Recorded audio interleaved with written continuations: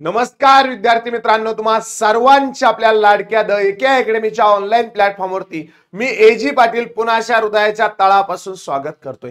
तर चला विद्यार्थी मित्रांनो, जे लेकर आपल्या YouTube चॅनलवरती नवीन असाल त्यांनी चॅनल झपाझपा सबस्क्राइब करून घ्या, व्हिडिओ लाईक करा, कमेंट करा, आपल्या मित्रांपर्यंत लिंक नक्की शेअर करा।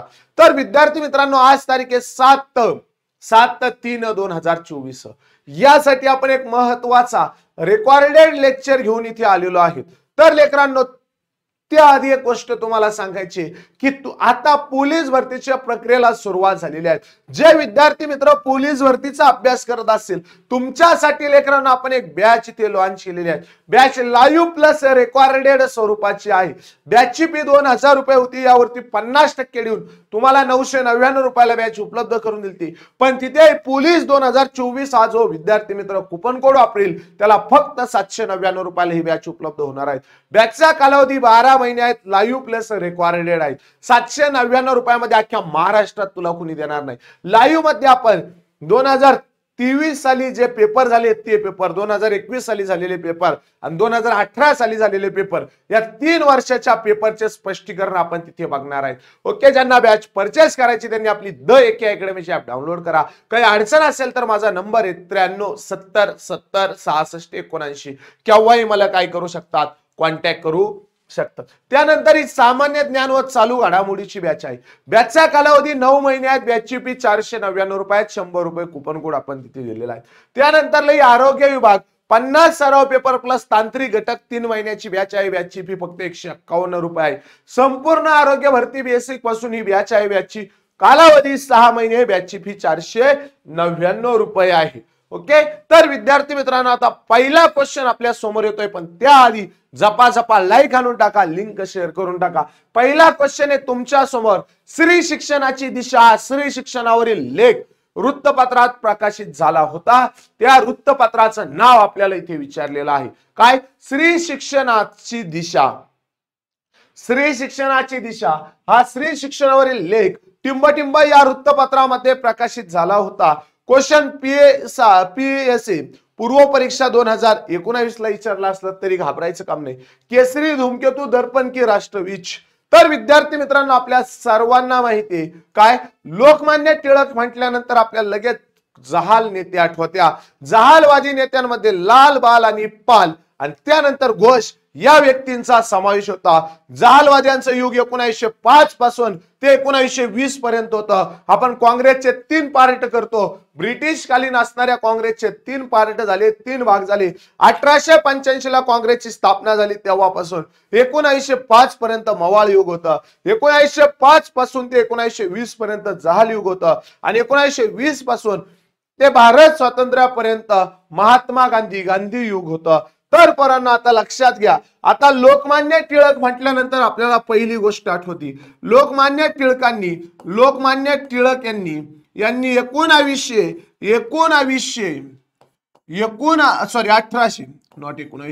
1893 मध्ये आणि 1895 मध्ये 2 धार्मिक सणांना सुरुवात केलेली आहे। 1893 मध्ये लोकमान्य टिळक यांनी गणपती उत्सवाला सुरुवात केलेली आहे। भारतामध्ये गणपती उत्सवाला सुरुवात केलेली आहे। तर छत्रपती शिवाजी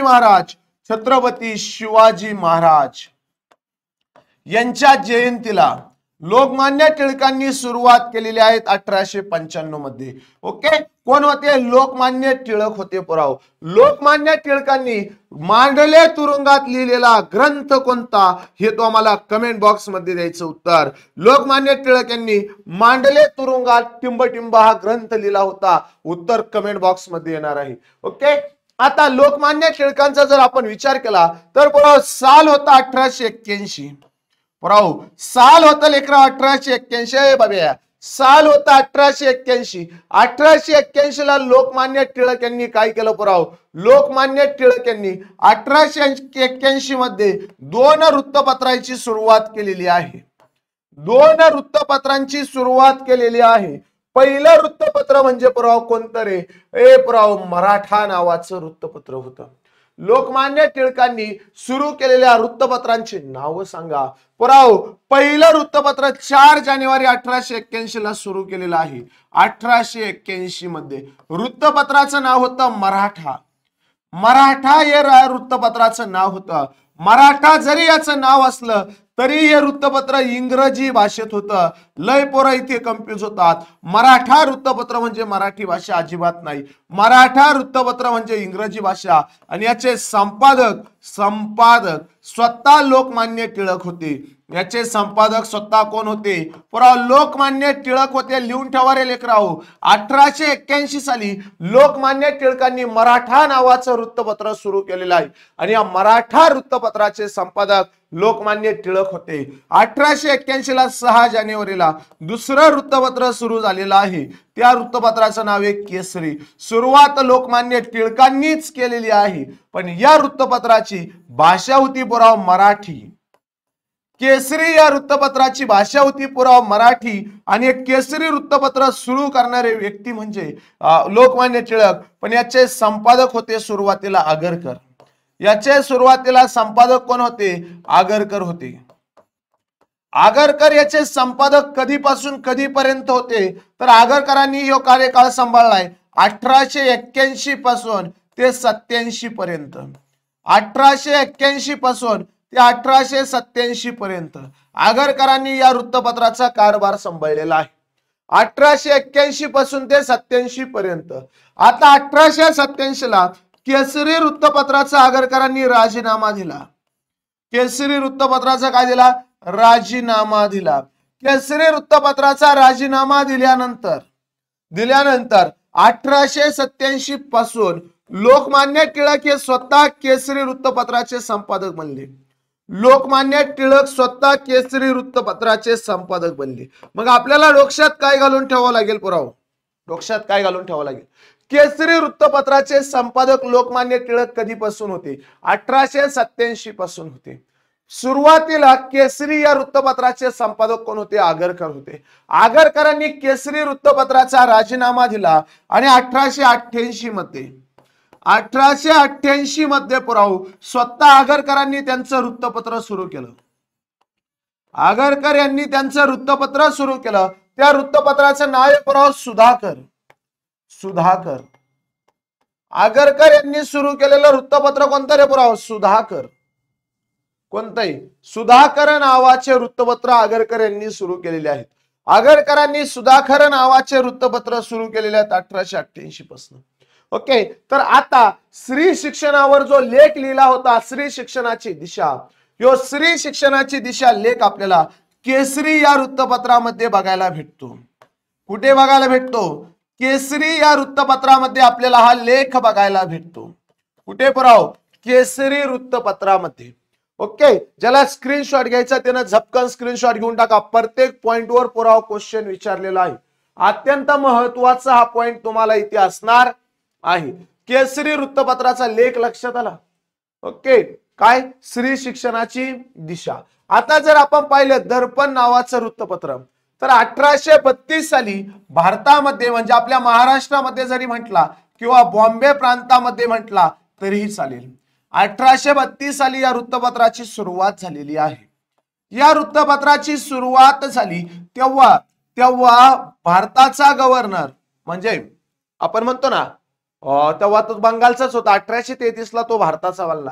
बंगालचा गव्हर्नर विल्यम बेंटिंग होता. विल्यम बेंटिंग्ज होता. बंगालचा गव्हर्नर कोण होता? तो विल्यम बेंटिंग्ज होता. पण याच्या काळामध्ये हे वृत्तपत्र जांभेकरांनी सुरू केलेले आहेत. बाळशास्त्री जांभेकर. बाळशास्त्री जांभेकरांनी हे वृत्तपत्र काय केलंय पुराव तिथे सुरू केलेलं आहे. बाळशास्त्री जांभेकरांनी हे वृत्तपत्र सुरू केलेलं आहे. दर्पण या वृत्तपत्राचं वैशिष्ट्य जर तो पाहिलं तर भारतामधलं महाराष्ट्रामधलं मराठी भाषेचं पहिलं वृत्तपत्र आहे. मराठी भाषा प्रथम वृत्तपत्र आहे. मराठी भाषेचं प्रथम वृत्तपत्र आहे. दर्पण हे मराठी भाषेचं प्रथम वृत्तपत्र आहे. आपल्याला क्वेश्चन विचारला जाईल मराठी भाषेचं प्रथम वृत्तपत्र कोणतं? आपलं उत्तर काय राहणार आहे? दर्पण मराठी भाषेचं पहिलं वृत्तपत्र होय. ओके, एवढे पॉइंट तुमच्या लक्षात आले. याचा स्क्रीनशॉट तू घेऊ शकतो. प्रत्येक पॉइंट वरती तुला क्वेश्चन विचारलेला आहे. भारतामध्ये वृत्तपत्राचा पाया घालणारा जो व्यक्ती आहे त्याचं नाव ऑगस्ट हिक्की. बरोबर. भारतामध्ये वृत्तपत्राचा पाया कोणी घातला? ऑगस्ट हिक्की यांनी घातलेला आहे. भारतात वृत्तपत्राचा पाया कोणी घातला? ऑगस्ट हिक्की नावाच्या व्यक्तीने. ऑगस्ट हिक्की नावाच्या व्यक्तीने, फिक्की नाही रे किंवा फक्की अजिबात नाही, यानं भारतामध्ये बंगाल गॅझेट नावाचे वृत्तपत्र सुरू केले होते. बंगाल गॅझेट नावाचे वृत्तपत्र सुरू केले ते कोणाच्या काळामध्ये? तर वॉरन हेस्टिंगच्या काळामध्ये सुरू केले होते. हे भारतातलं पहिलं वृत्तपत्र आहे. इंग्लिश भाषेतून छापलं जात होतं. ऑगस्ट हिक्की, वॉरन हेस्टिंगच्या काळात ऑगस्ट हिक्कीने सुरू केलं होतं. ओके. इंग्रजी भाषेतून छापलं जाणारं हे वृत्तपत्र आहे. इंग्रजी भाषेतनं छापलं जाणारं हे वृत्तपत्र आहे. आता बरोबर लक्षात ठेवा, हे भारतातलं पहिलं वृत्तपत्र आहे. तसंच महाराष्ट्रामधलं किंवा बॉम्बे प्रांतातलं पहिलं वृत्तपत्र, बॉम्बे प्रांतातले पहिले वृत्तपत्र बॉम्बे हेरॉल्ड आहे. बॉम्बे हेरॉल्ड हे बॉम्बे प्रांताचं पहिलं वृत्तपत्र कधी सुरू झाले? 1789 साली सुरू झालेलं आहे. कोणाच्या काळात? लॉर्ड कॉर्नवॉलिसच्या काळात सुरू झालेला आहे. लॉर्ड कॉर्नवॉलिसच्या काळात. तेव्हा कोण होतं? लॉर्ड कॉर्नवॉलिस होता. याच्या काळामध्ये सुरू झालेला आहे. लॉर्ड कॉर्नवॉलिसच्या काळात सुरू झालेला आहे. आता तुमच्यासाठी क्वेश्चन, हे वृत्तपत्र सुरू करणारा व्यक्ती कोण होता? सुरू कोणी केले? हे वृत्तपत्र सुरू कोणी केले हे तुला क्वेश्चन विचारला मी, तो कमेंट बॉक्स मध्ये उत्तर द्यायचं. बॉम्बे हेरॉल्डलाच पुढे जाऊन 1892 मध्ये बॉम्बे गॅझेट असं नाव दिलेलं आहे. तर हे बॉम्बे हेरॉल्ड नावाच्या वृत्तपत्राचे संपादक कोण आहेत याचं उत्तर तुम्हाला कमेंट बॉक्स मध्ये देणार आहे. ओके. पॉइंट हा क्लिअर झाला. चला, हा पॉइंट क्लिअर झाला. याचाही तू स्क्रीनशॉट घे, हेही तू पाठ करून ठेव. प्रत्येक पॉइंट वरती तुला रताळ्या नोट्स काढणं गरजेचं आहे, नाहीतर तो हा कार्यक्रम असाच होणार. मग आपल्याला ऐकायचं काय? गारीगार रतळ आहे का नाही, आज एकादशी तसं. ओके. राष्ट्रीय काँग्रेसच्या सभेच्या मुंबई येथील पहिल्या अधिवेशनाचे अध्यक्ष कोण होते? PSI पूर्व परीक्षा 2011. राष्ट्रीय काँग्रेस सभेच्या मुंबई येथील पहिल्या अधिवेशनाचे अध्यक्ष कोण होते? आपल्या समोर ऑप्शन सुद्धा दिलेले आहे. आता आपल्या सर्वांना माहिती आहे, डिसेंबर 1885 ला राष्ट्रीय काँग्रेसची स्थापना करायची होती. राष्ट्रीय काँग्रेस काय करायची होती? बरोबर, स्थापना करायची होती. राष्ट्रीय काँग्रेसची स्थापना करायची होती. राष्ट्रीय काँग्रेसची स्थापना करायची होती. स्थापना करायची होती डिसेंबर 1885. डिसेंबर 1885 ला करायची होती. स्थापना करण्यासाठी ज्या इंग्रज अधिकाऱ्याने पुढाकार घेतला होता तो इंग्रज अधिकारी म्हणजे कोण नाव होतं त्याचं? तर बाब्या ॲलम हुम नावाचा व्यक्ती होता. सर ॲलम हुम नावाचा व्यक्ती होता. याच्या काळात किंवा याने भारतामध्ये काँग्रेसची स्थापना केली तेव्हा भारताचा व्हाईसरॉय होता.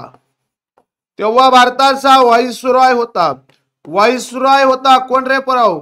तेव्हा भारताचा व्हाईसरॉय होता डफरीन. डफर वाचित होता डफरीन. व्हाईसरॉय कोण होता? रताळ्या डफरीन. ओके. स्थापना कुठे करायची होती? स्थापना कुठे करायची होती? काँग्रेसची स्थापना पुणे मध्ये करायची होती. स्थापनाचं नियोजन कोणाकडे दिलं होतं? सार्वजनिक सभा.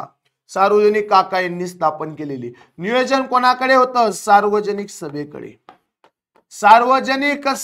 होते. सार्वजनिक सभेची स्थापना पुणे प्रांतातच झालेली होती. सार्वजनिक सभेकडे होती.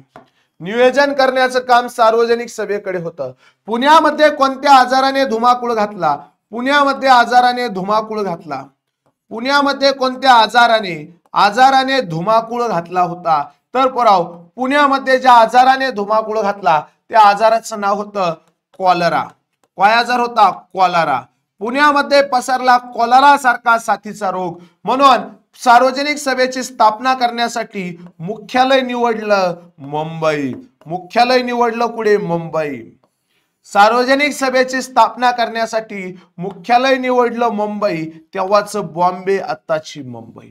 मग मुंबईमध्ये स्थापना केव्हा झाली? मुंबईमध्ये स्थापना केव्हा झाली? तर पुराव मुंबईमध्ये स्थापना झाली 28 डिसेंबर 1885 ला. पुराव 1885 ला. 28 डिसेंबर 1885 ला स्थापना करणारा जनक कोण आहे? तर ॲलन ह्यूम आहे. काँग्रेसचा जनक म्हणून कोणाला ओळखलं जातं?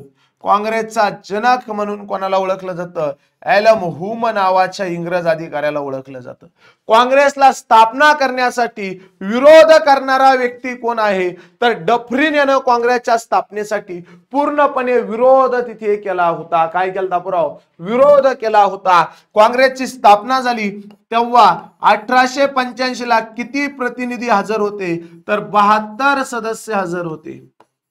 किती प्रतिनिधी हजर होते? 72 सदस्य तिथे हजर होते. आणि या 72 सदस्यांपैकी ज्येष्ठ व्यक्ती म्हणजे उमेश चंद्र बॅनर्जी. उमेश चंद्र बॅनर्जी इथे ज्येष्ठ व्यक्ती होते म्हणून यांना अध्यक्ष पद दिलं होतं. यांना काय केलं? अध्यक्ष पद दिलं होतं. काँग्रेसच्या पहिल्या अधिवेशनाचे मुंबई येथे अधिवेशनाचे अध्यक्षपद उमेश चंद्र बॅनर्जी यांच्याकडे गेलेलं होतं. तर एवढे पॉइंट तुला इथे लक्षात ठेवणं गरजेचं आहे.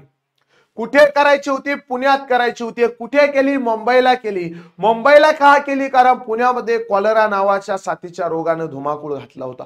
पुण्यात करायची होती. मग पुण्यामध्ये सार्वजनिक सभेकडे काम दिलं होतं, नियोजन दिलं होतं. मग मुंबईमध्ये नियोजन कोणाकडे दिलं? ते सुद्धा सार्वजनिक सभेकडेच दिलं होतं. पॉइंट क्लिअर झाला मित्रा? चला पुढला क्वेश्चन. महाराष्ट्रात मिठाचा सत्याग्रह टिंबटिंब येथे झालेला आहे. आता मिठाचा सत्याग्रह म्हटल्यानंतर आपल्याला लगेच आठवतं दांडी यात्रा. काय आठवतं? दांडी यात्रा आठवते. दांडी यात्रा आठवली लगेच आपल्याला आठवत्या महात्मा गांधी. महात्मा गांधी आठवल्यानंतर आपल्याला लगेच आठवतं भारतामध्ये महात्मा गांधी यांनी पहिल्यांदा 1916 मध्ये साबरमती येथे आपलं पहिलं आश्रम स्थापन केलेलं आहे. मग असे किती होते? 2 होते.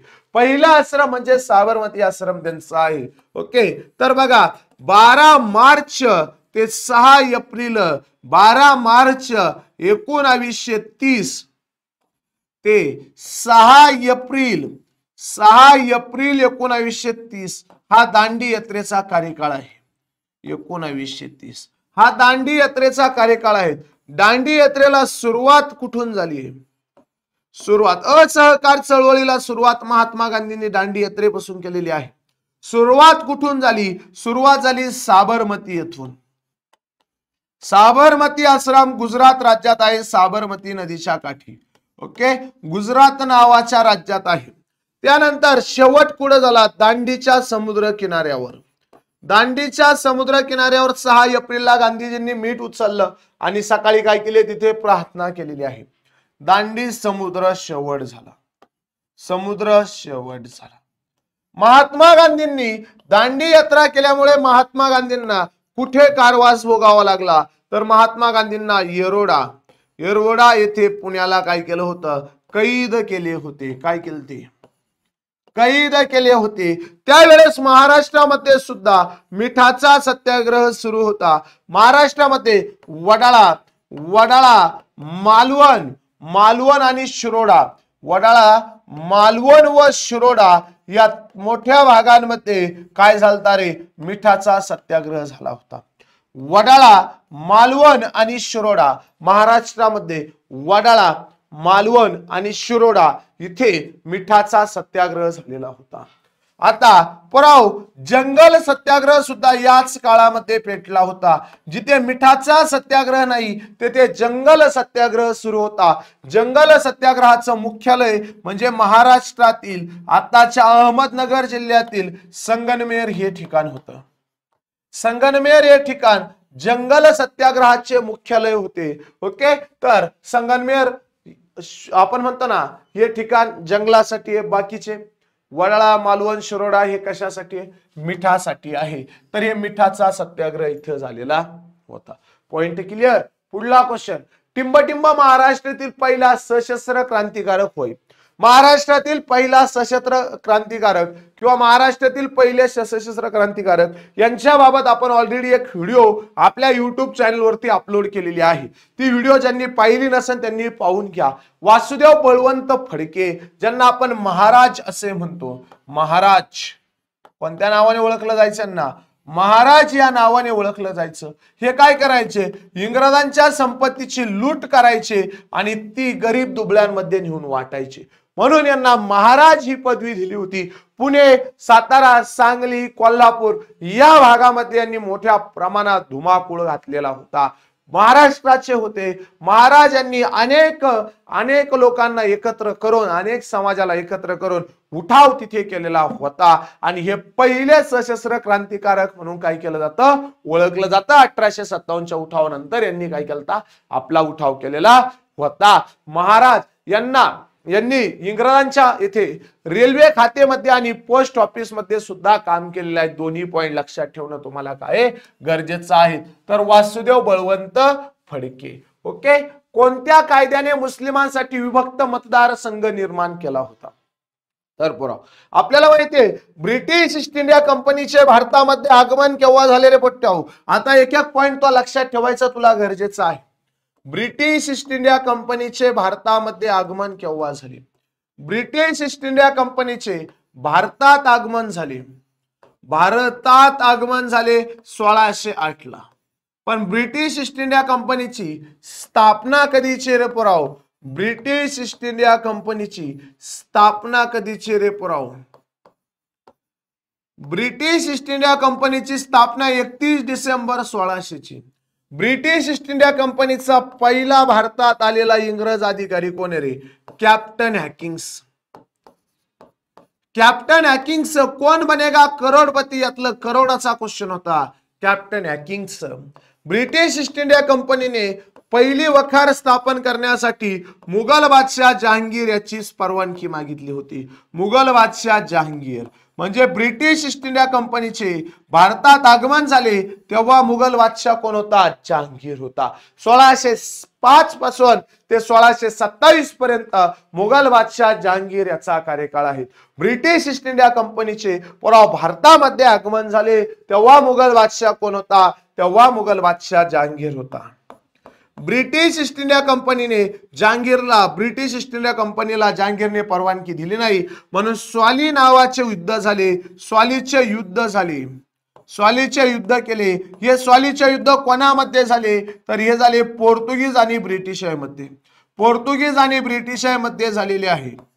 पोर्तुगीज आणि ब्रिटिशांमध्ये 1612 ला हे युद्ध झालेले आहे. या ब्रिटिशांनी भारतामध्ये केलेलं पहिलं युद्ध आहे. ब्रिटिश या युद्धात जिंकलेले सुद्धा होते. 1613 मध्ये ब्रिटिश ईस्ट इंडिया कंपनीने 1613 मध्ये आपली पहिली वखार स्थापन केलेली आहे. वखार त्याला आपण कारखाना असे म्हणतो. पहिली वखार स्थापन केलेली आहेत सुरत येथे. कुठे स्थापन केली, सुरत येथे केलेली आहेत. तर पूर्वेकडे त्यांनी आपली वखार स्थापन केलेली आहे. ब्रिटिश ईस्ट इंडिया कंपनीची पूर्वेकडील वखार 1751 साली स्थापन झालेली आहे. ही वखार 1751 ला स्थापन झाली हुगळी नदीच्या काठावरती. हुगळी नदीच्या काठावरती झालेली आहेत कलकत्त्यामध्ये. पूर्वेकडची त्यांची वखार पहिली 1751 ला हुगळी नदीच्या काठावरती आहे. ब्रिटिश ईस्ट इंडिया कंपनीने भारतामध्ये एक महत्वाचं युद्ध केलंय ते म्हणतात 1757चं युद्ध. 1757चं युद्ध इतिहासासाठी एक निर्णायक युद्ध ठरलेलं आहे. त्याला आपण प्लासीचे युद्ध असे म्हणतो. प्लासीचे युद्ध. ब्रिटिश ईस्ट इंडिया कंपनीने प्लासीचे युद्ध केलेले आहेत. प्लासीचे आता युद्ध म्हटल्यानंतर दोन लोक येणार. प्लासीच्या युद्धामध्ये पहिला व्यक्ती म्हणजे सिराज उद्दौला आणि दुसरा व्यक्ती म्हणजे Robert Clive. Okay. Siraj ud-Daula बंगालचा नवाब तर रॉबर्ट क्लाइव्ह हा इंग्रज अधिकारी. सिराज उद्दौला याचा पराभव झाला म्हणजे जिंकलं कोणी, रॉबर्ट क्लाइव्ह जिंकलेला आहे. प्लासीच्या युद्धामध्ये सिराज उद्दौलाचा सेनापती मीर जफर हा फितूर झाला, इंग्रजाला जाऊन भेटला. भगोडा आपण त्याला म्हणतो. ओके. क्लाइव्हने हा युद्ध जिंकला आणि क्लाइव्हने मीर जफरला नवाब केलं बंगालचा आणि सिराज उद्दौलाचा तिथे खून झाला. रॉबर्ट क्लाइव्हनं स्वतःला बंगालचा गव्हर्नर म्हणून घेतला आणि तो बंगालचा पहिला गव्हर्नर ठरला. त्यानंतरला पुढे महत्वाचा दुसरा मुद्दा म्हणजे पुढे प्लासीच्या युद्धानंतर 1764 ला बक्सारचे युद्ध तिथे झालेले आहे. 1764 ला बक्सारचे युद्ध झालेले आहे. 1764 ला काय झालं रे पुराव? बक्सारचे युद्ध झाले. बक्सारचे युद्ध झालेले आहे. बक्सारचे युद्ध हे सुद्धा इतिहास प्रसिद्ध आहेत. 22 ऑक्टोबर 1764, 23 जून 1757, 23 जून 1757 ला काय प्लासीचं युद्ध आहे. 1764 ला बक्सारचे युद्ध आहे. बक्सारचं युद्ध झालं आणि या बक्सारच्या युद्धामध्ये उत्तरेकडली त्रिजोट त्यामध्ये होते कोण कोण? मुघल बादशाह शहाल्लम दुसरा, अवध प्रांताचा नवाब सुजाउद्दौला, अवधचा नवाब सुजाउद्दौला आणि बंगालचा नवाब मीर कासिम. बंगालचा नवाब मीर कासिम. मीर जफर 1757 पासून ते 60 पर्यंत नवाब होता. सिराजुद्दौला 1756 पासून 57 पर्यंत नवाब होता. 1760 ला मीर जफरची उचलबांगडी केली. त्याच्या जागेवरती मीर जफरच्या जागेवरती पुराव 1760 पासून 64 पर्यंत मीर कासिम म्हणजे त्याचा जावई बसवला. ओके. मुघल बादशाह कोण होता? शाह आलम दुसरा. शाह आलम दुसरा. त्यानंतर अवधचा नवाब होता सुजाउद्दौला. अवधचा नवाब होता सुजाउद्दौला आणि त्यानंतर बंगालचा नवाब होता मीर कासिम. या तिघ याला म्हणत्या उत्तरेकडली त्रिजोट यांच्या विरोधात होती ब्रिटिश ईस्ट इंडिया कंपनी.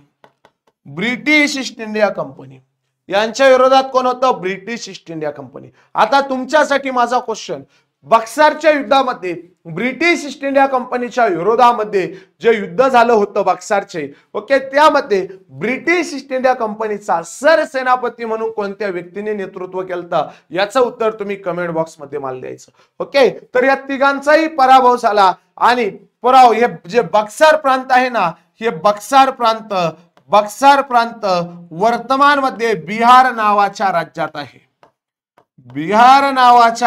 आहे. बक्सार हे प्रांत वर्तमान मध्ये बिहार नावाच्या राज्यात आहे. तर पुराव हे प्लासी नावाचं जे प्रांत आहे, हे प्लासी नावाचा प्रांत वर्तमान मध्ये बंगाल नावाच्या राज्यात आहे. पश्चिम बंगाल. प्लासी कुठे?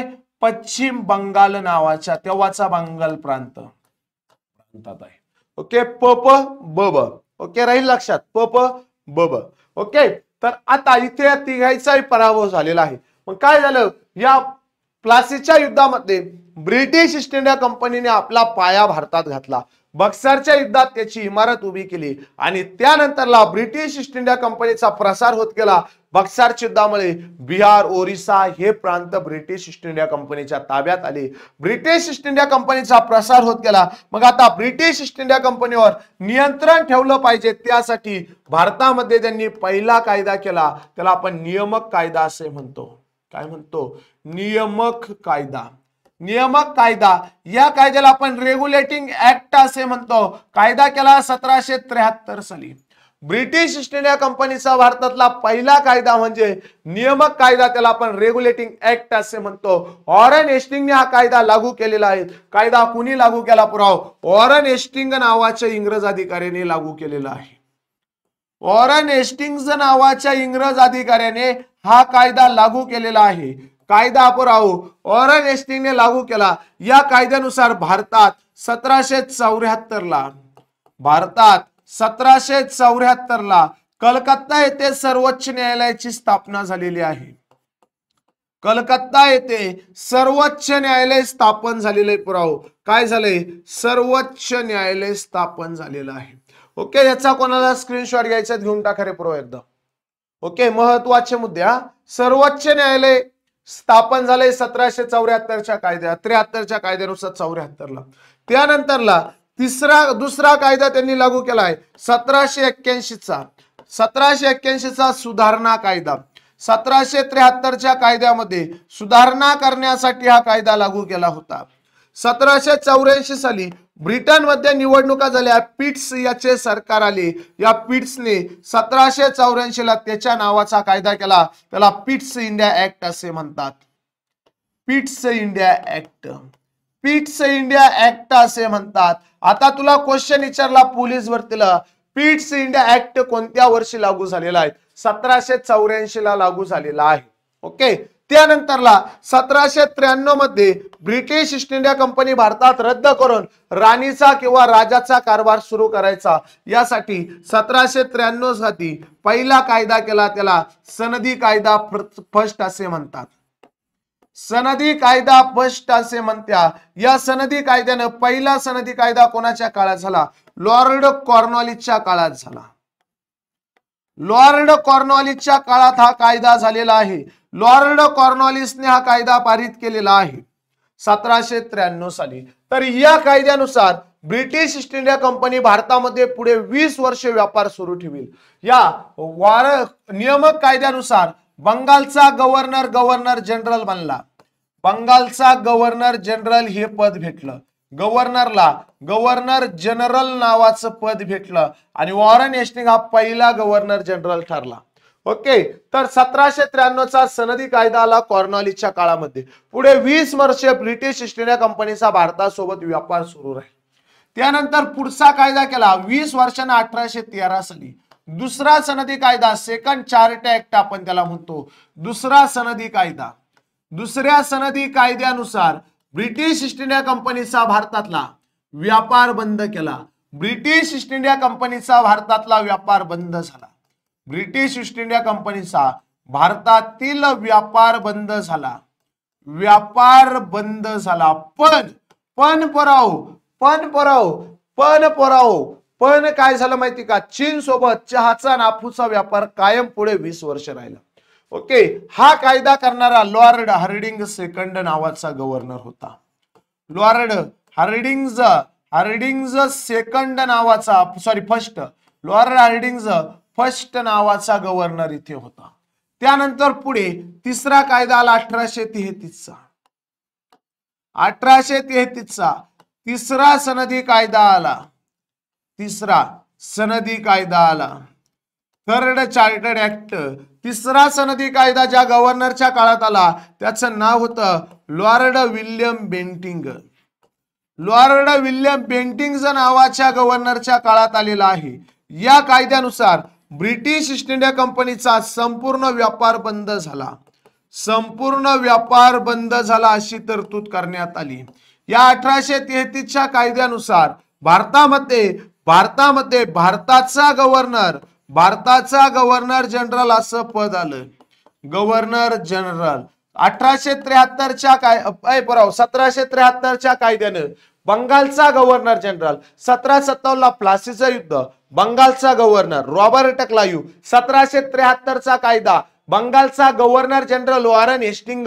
1833 चा तिसरा सनदी कायदा बंगालच्या गव्हर्नर जनरलला भारताचा गव्हर्नर जनरल म्हणून घोषित केलं आणि विल्यम बेंटिंग हा भारताचा पहिला गव्हर्नर जनरल बनला. संपूर्ण भारताचा पहिला गव्हर्नर जनरल विल्यम बेंटिंग बनला. त्यानंतरला याच्या विल्यम बेंटिंगच्या काळामध्ये 1834 ला भारतात मॅकोलेचा खलिता आला. 1834 ला भारतामध्ये मॅकोलेचा खलिता आला.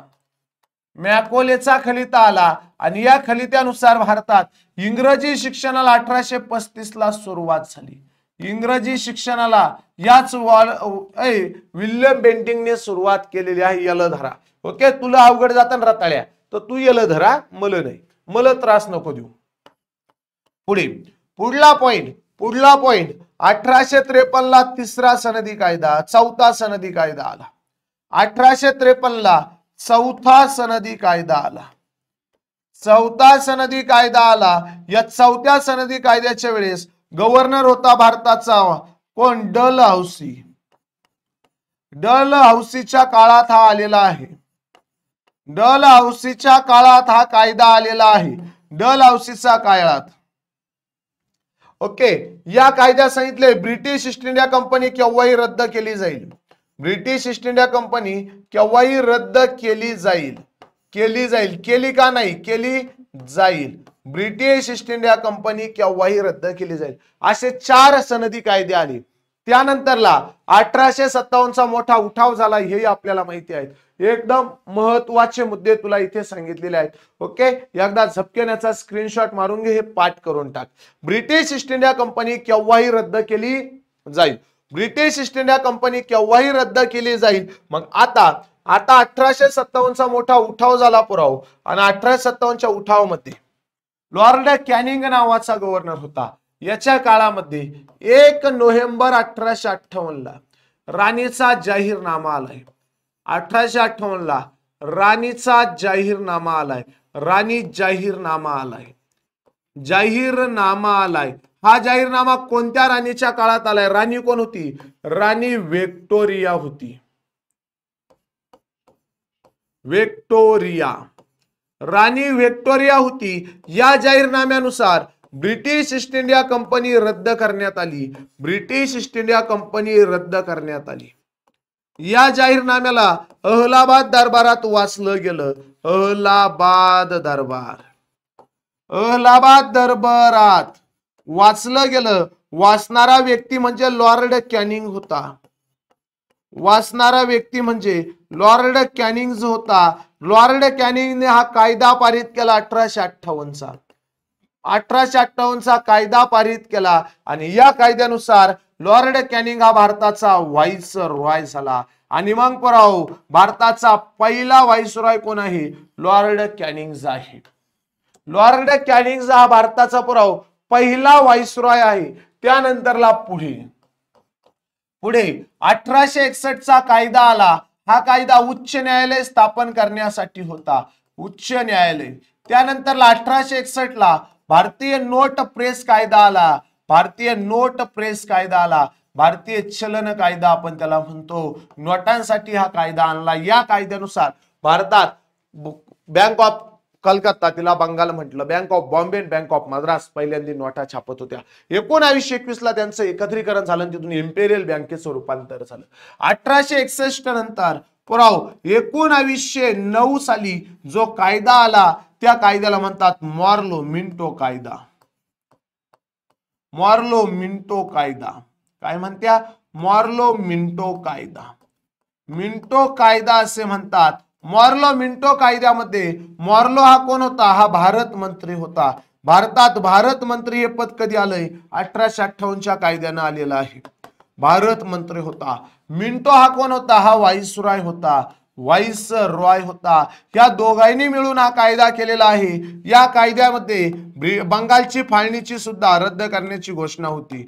बंगाल फाळणी रद्द अशी सुद्धा काय होती? तरतूद होती. ओके.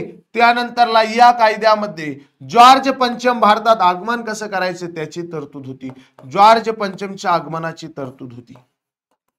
जॉर्ज पंचम आगमनासाठी ही तरतूद या कायद्यात होती. त्यानंतरला तिसरा महत्वाचा मुद्दा या कायद्यामध्ये पराव मुस्लिम धर्मियांसाठी स्वतंत्र मतदारसंघ निर्माण झाला होता. मुस्लिम धर्मासाठी स्वतंत्र मतदारसंघ निर्माण झालेला आहे. स्वतंत्र मतदारसंघ निर्माण झालेला आहे. त्यानंतरला पुढे जाऊन 1819चा कायदा आला. त्याला तू रॉलेट ऍक्ट किंवा त्याला तू काळा कायदा असे म्हणतो. महात्मा गांधी यांनी काळा कायदा नाव दिलेला आहे. ओके. लॉर्ड हार्डिंग सेकंड नावाचा गव्हर्नर होता. लॉर्ड हार्डिंग सेकंड नावाचा गव्हर्नर. लॉर्ड हार्डिंग सेकंड नावाचा गव्हर्नर होता. याच्या काळात झालेला आहे. त्यानंतरला 1819ला मॅन्टिग्यू चान्सफोर्ड सुधारणा कायदा आलेला आहे. मॅन्टिग्यू चान्सफोर्ड सुधारणा कायदा.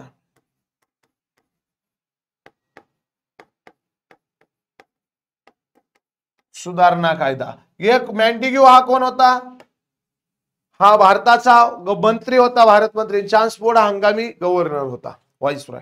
ओके. त्यानंतर 1935चा भारत सुशासन कायदा आला. याचे स्क्रीनशॉट मारून घ्या. भारत सुशासन कायदा महत्वाचा आहे, पुढे शिकवतो.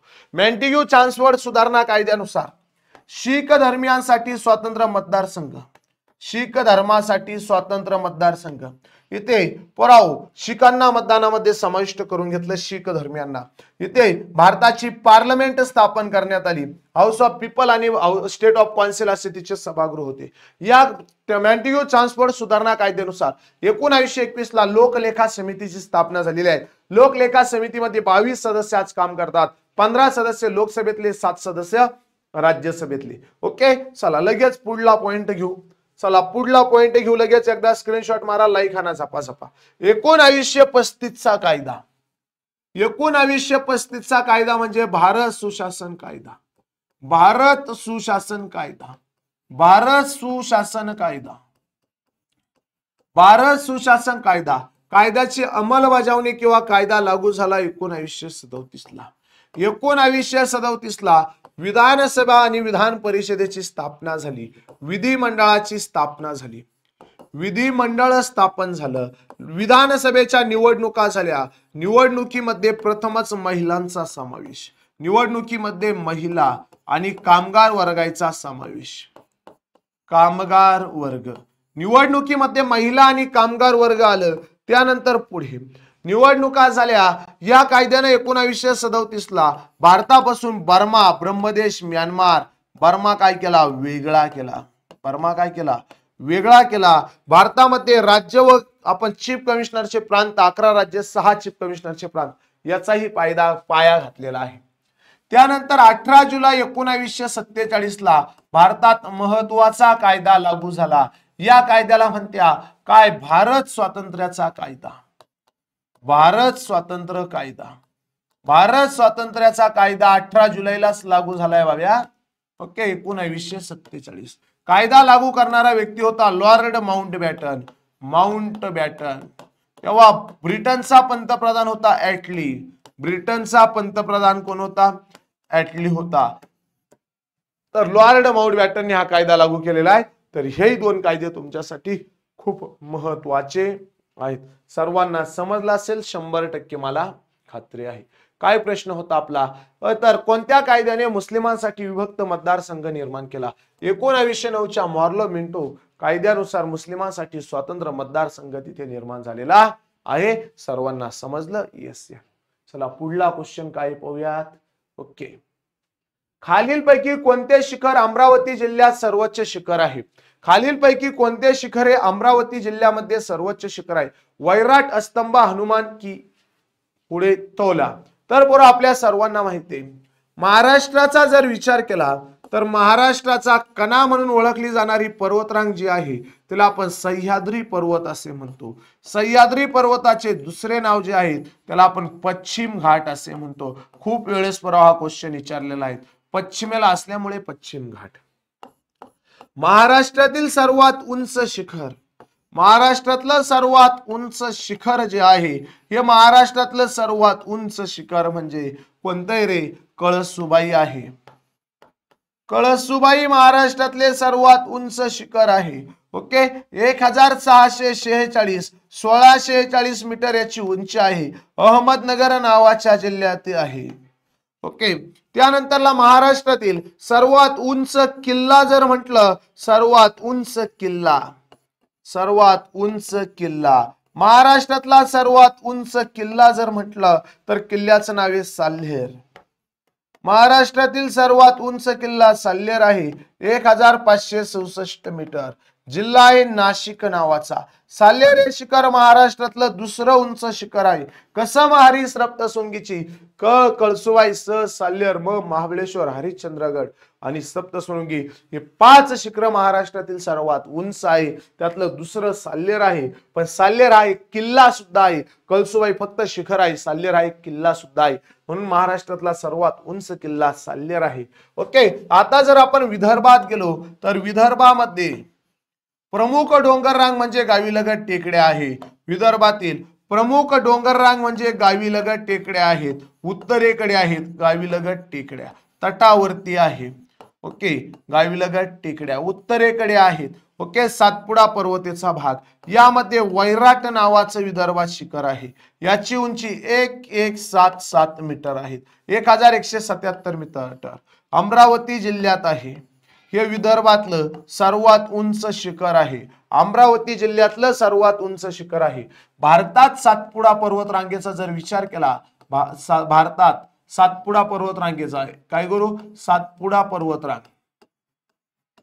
उंच शिखर भारतात. सातपुडा पर्वत रांगेचं उंच शिखर भारतात आणि महाराष्ट्रात. ओके, सातपुडा पर्वत रांगेचं सर्वात उंच शिखर भारतात धूपगड आहे. धूपगडाची उंची 1350 आहे. 1350 एमपीत आहे. महाराष्ट्रामध्ये जर विचार केला तर अस्तंबा आहे. अस्तंबाची उंची 1325 आहे. नंदुरबार मध्ये आहे. नंदुरबार मध्ये आहेत. म्हणजे सातपुडा पर्वत रांगेचं महाराष्ट्रातले सर्वात उंच शिखर अस्तंबा, भारतातलं धूपगड. ओके, त्यानंतरला विदर्भात गावीलगत टेकड्या वैराट आणि अमरावती. त्यानंतर चिखलदरा, विदर्भातलं दुसरं उंच शिखर चिखलदरा आहे. सर्वात उंच थंड हवेचं ठिकाण आहे. ओके, याची उंची 1115 मीटर. हे सुद्धा अमरावती जिल्ह्यात चिखलदरा तालुक्यामध्ये आहेत. अमरावती मध्ये आहे. कुठे आहे? अमरावती मध्ये आहे. आता आपल्याला काय विचारलंय, खालील पैकी कोणते शिखर अमरावती जिल्ह्यातले सर्वोच्च आहे? वैराट शिखर सर्वोच्च आहे. हनुमान शिखर हे धुळे जिल्ह्यात गाळणा डोंगर रांगेवरती आहे. तोल्ला शिखर हे नाशिक जिल्ह्यामध्ये आहेत. जिल्ह्यांचे शिखर सुद्धा तुम्हाला पुरावा पाठ करून ठेवणं गरजेचं आहे. चला घ्या झपके स्क्रीनशॉट. ओके, झपाझपा स्क्रीनशॉट घेऊन टाका.